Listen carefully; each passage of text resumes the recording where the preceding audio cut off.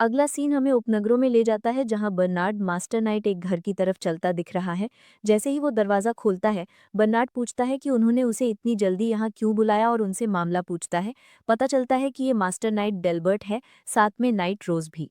चिंतित दिखते हुए डेल्बर्ट बर्नार्ड को सूचित करता है कि वो मुसीबत में है और पूछता है कि क्या उसकी नाइट स्क्वाड आज रात ड्रैगन नाइट के मकबरे की रक्षा कर रही है। बर्नार्ड पूछता है कि क्या हो रहा है, और रोज बताती है कि उन्हें एक टिप मिली है कि शहर पर आज रात फिर से डार्क गिल्ड द्वारा आक्रमण किया जाएगा, और डेल्बर्ट जोड़ता है कि ड्रैगन नाइट का मकबरा पहला निशाना होगा। घबराकर बर्नार्ड पूछता है कि वो किस बात का इंतजार कर रहे हैं और चिल्लाता है कि उन्हें पूरे शहर को सावधान कर देना चाहिए। जाने की कोशिश करते हुए नाइट रोज उसका रास्ता रोकती है और बर्नार्डो को इंतजार करने के लिए कहती है, जिससे उसे शक होता है। तभी डेल्बर्ट बताता है कि उनकी सेना फ्रंट लाइन्स गांव और दर्रों में बिखरी हुई है, प्लस उनके पास डार्क गिल्ड से लड़ने के लिए पर्याप्त सैनिक नहीं है। ये ना भूलें कि उन्हें अभी भी एल्डर्स के आदेशों का पालन करना है, इस बात पर जोर देते हुए कि पिछले हमले में जो हुआ उसके कारण वो पूरी अकेडमी की रक्षा नहीं कर सकते। उसी पल डेल्बर्ट अपना असली रूप दिखाता है और कबूल करता है कि उसने डार्क गिल्ड से सौदा किया है। इसके अलावा डेल्बर्ट बड़बड़ाता है कि वो डार्क गिल्ड को शहर में आने देगा और उन्हें काउंसिल ऑफ एल्डर्स में 2 सीटें देगा, इसलिए जब तक वो एवरियन में शामिल हो जाते हैं वो किसी और को नुकसान नहीं पहुंचाएंगे। उसकी बकवास सुनकर बर्नार्ड उस पर भड़क जाता है और पूछता है कि क्या वो उन जानवरों से सौदा करने के लिए पागल हो गया है। गुस्से में बर्नार्ड परिणामों का अनुमान लगाता है, कहते हुए कि अगर वो शहर में घुल गए तो वो उन सबको मार देंगे, और एक बार जब दरवाजे खुल जाएंगे तो ये खुला खून खराबा होगा। डेल्बर्ट से पूछते हुए कि क्या वो इतना अंधा है कि ये सरल सच नहीं देख सकता। बूढ़ा आदमी उसके पागलपन से थक चुका लगता है, और जैसे ही वो दरवाजे की तरफ बढ़ रहा था, डेल्बर्ट बेरहमी से उसकी पीठ में अपनी तलवार घोंप देता है। जैसे ही खून छिटकता है, बर्नार्ड जो अपनी मौत के कगार पर है, महसूस करता है कि उसे इस राक्षस ने धोखा दिया है। जबकि अपने चेहरे पर एक दुष्ट मुस्कान के साथ डेल्बर्ट कहता है कि युद्ध का मतलब खून खराबा है, लेकिन ये उसका नहीं होगा। जबकि महिला नाइट ने सोचा था कि वो थोड़ा हिचकिचाएगा, डेल्बर्ट अपने चेहरे पर एक भी दोष के निशान के बिना न्यायोचित करता है कि वो अपने पुराने दोस्त को मारकर खुश नहीं है, लेकिन उसने उसकी बात नहीं सुनी। जैसे ही बेचारा बूढ़ा आदमी बेरहमी से जमीन पर पड़ा है, ब्लॉन्ड नाइट कहता है कि बर्नार्डो को खुश होना चाहिए कि उसके आदमी बेकार में नहीं मरे, और रॉस को सूचित करता है कि बर्नार्डो के आदमी अब उसके आदेश के अधीन है। वो फिर एल्डर गिबी को रिपोर्ट करने के लिए वापस जाता है, और पता चलता है कि उसका बेटा हैरी डेल्बर्ट इस भयानक घटना को देखता है लॉर्ड बर्नार्डो को मरा हुआ देखकर, और सोचता है कि उसका पिता क्या करने वाला है। सीन फिर रे और गैरी पर जाता है, जो अकेडमी वापस जा रहे हैं। गैरी उसे पूछता है कि क्या वो इस बार गॉड से नहीं मिला क्योंकि वो शहर के बाहर से आया था, और रे सहमत होता है, इसे अजीब पाते हुए जब तक गॉड समय से पहले आगे न बढ़ गया हो। गैरी के लड़ाई के समय से अंदाजा लगाते हुए रे अंदाजा लगाता है कि उसका पिता जो संक्रमित था जरूर जेल की तरफ से घुस गया होगा। हालांकि जब वो गुफा में घुसा, अपने बंदे ने देखा कि लोहे का गेट और उस चर्च का प्रवेश द्वार दोनों खुले थे। इसे रहस्यमयी पाते हुए ग्यारी घबरा जाता है जब वो राय को बताता है कि जेल की तरफ का प्रवेश द्वार भी खुला था और दरवाजा खोला था जब वो नीचे गए थे, इसलिए उसने सोचा कि ये शैडो वॉरियर ने किया है। तभी अपना बंदा बताता है कि गुफा में जाने से पहले वो 2 एडवेंचरर्स से मिला, जिन्होंने कहा कि जंगल के जानवर बेचैन थे, जैसे कि घुसपैठियों के संकेत थे। जैसे ही अपना बंदा कुछ समझने लगता है, गैरी पूछता है कि उसने इस बार चर्च के नीचे क्या देखा, और अपना बंदा बताता है कि जिस जगह गॉड को रखा गया था वो खाली थी। इसलिए वो आगे बढ़ा और उस हॉल में अनगिनत गुफाओं के प्रवेश द्वार पाए, अंदाजा लगाते हुए कि गॉड शायद किसी दूसरे गुफा में चला गया है। राय फिर उस भूमिगत जगह को एक विशाल चींटी के छत्ते जैसा बताता है, जिसे बिना नक्शे के नेविगेट करना मुश्किल है, ये खुलासा करते हुए कि अंदर अनगिनत आपस में जुड़े हुए मार्ग हैं, जिनके साथ जादुई बाधाओं की सुरक्षा है। वो ये भी नहीं बता सकता कि वो कहाँ जाते हैं। ये सुनकर गैरी प्रभावित होता है, क्योंकि राय ऐसे हालातों में भी उन्हें गुफा में ढूंढने में कामयाब रहा। लेकिन अपना बंदा साफ कर देता है कि वो खुशकिस्मत था, क्योंकि वो जे के स्थान को महसूस कर सकता था, वरना वो शायद 3 दिन तक भूमिगत भटकने के बाद भी नहीं मिलते। अचानक वो बहुत सारे नाइट्स को कहीं तेजी से जाते हुए देखते हैं और सोचते हैं कि वो इतनी देर रात क्या कर रहे हैं। इस बीच राय उम्मीद करता है कि कुछ बुरा ना हो। किसी को महसूस करते हुए वो अचानक उस व्यक्ति को बाहर आने के लिए कहता है, ये जानते हुए कि वो वहां है। उनके आश्चर्य के लिए ये हैरी डेल्बर्ट निकलता है। अपनी तलवार निकालते हुए गैरी पूछता है कि वो यहाँ क्यों है, और हैरी न्यायोचित ठहराता है कि वो उनका पीछा नहीं कर रहा था, बल्कि नाइट्स के ग्रुप का। लेकिन गैरी उसकी बकवास पर विश्वास नहीं करता और राय आगे बढ़ता है, उससे पूछता है कि वो उनका पीछा क्यों कर रहा था। तभी हैरी बताता है कि कुछ और बुरा होने वाला है। सीन फिर ड्रैगन नाइट्स के मकबरे पर जाता है, जहां मास्टर नाइट रोज घोषणा करती है कि उन्हें लॉर्ड बर्नार्डो से आदेश मिला है कि ड्रैगन नाइट्स का मकबरा आज रात उनकी निगरानी में है, इसलिए वो कैंट्स में वापस जा सकते हैं। लेकिन नाइट्स ऐसे आदेशों पर विश्वास नहीं करते, ये कहते हुए कि लॉर्ड बर्नार्डो के जाने से पहले उसने साफ कर दिया था कि उनके आदेशों के बिना उन्हें अपनी पोस्ट छोड़ने की अनुमति नहीं है।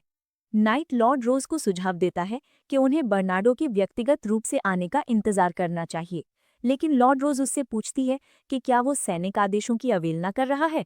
नाइट स्पष्ट करता है कि जब तक लॉर्ड बर्नार्डो खुद आदेश नहीं देता, वो पालन नहीं कर सकता। ये सोचते हुए कि ये बर्नार्डो की अच्छी नीयत की बर्बादी है, रोज अपनी तलवार नाइट के शरीर के आर पार कर देती है, उसे उसी जगह मार देती है। अपनी साथी की मौत देखते हुए दूसरे नाइट्स लॉर्ड रोज को चेतावनी देते हैं कि बर्नार्डो इसे जाने नहीं देगा, और उसी पल लॉर्ड रोज के नाइट्स उन पर तीर चलाना शुरू कर देते हैं। आखिरकार बर्नार्डो के सभी आदमियों को मिटा देते हैं। उसके बाद नाइट लॉर्ड रोज से पूछता है कि उन्हें उनके शरीरों का क्या करना चाहिए, लेकिन रोज विश्वास दिलाती है कि उन्हें चिंता करने की जरूरत नहीं है, क्योंकि सुबह तक सब कुछ वैसा ही होगा, उसे काम पर लगने का आदेश देते हुए।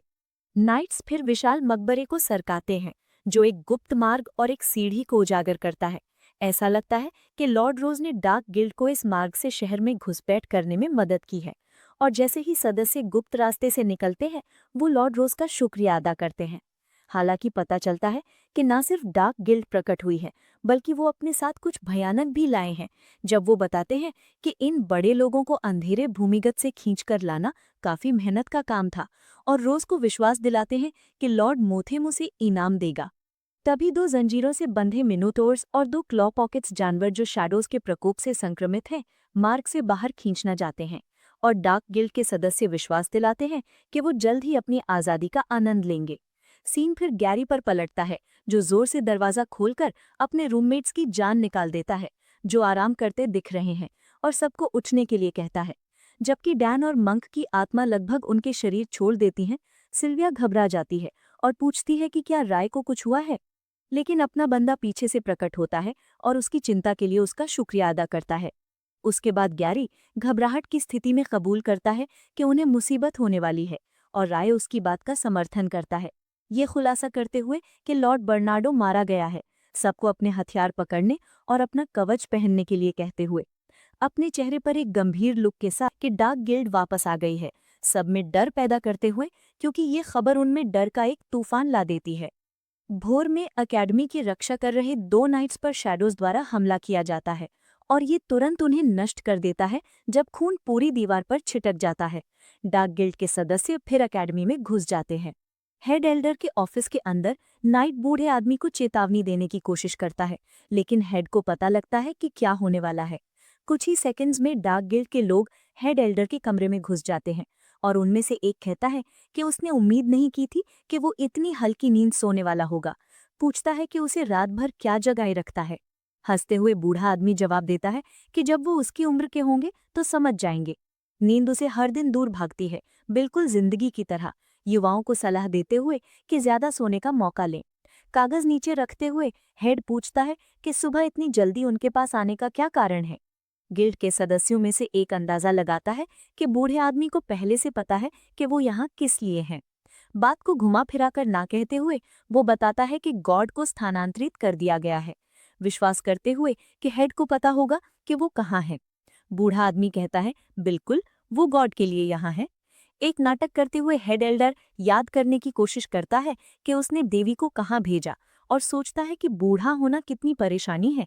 वो फिर युवा आदमी से माफी मांगता है कि वो इस मामले में उसकी मदद नहीं कर सकता। अपने पीछे हथियार पकड़े हुए गिल्ड का सदस्य बूढ़े आदमी को धमकाता है, कहते हुए कि उस मामले में उन्हें बस उसकी मदद करनी होगी। ये मानते हुए कि हेड एल्डर की रक्षा कर रहा नाइट अपनी तलवार निकालता है, और हेड निष्कर्ष निकालता है कि डार्क गिल्ड इस बार अच्छी तरह से तैयार है।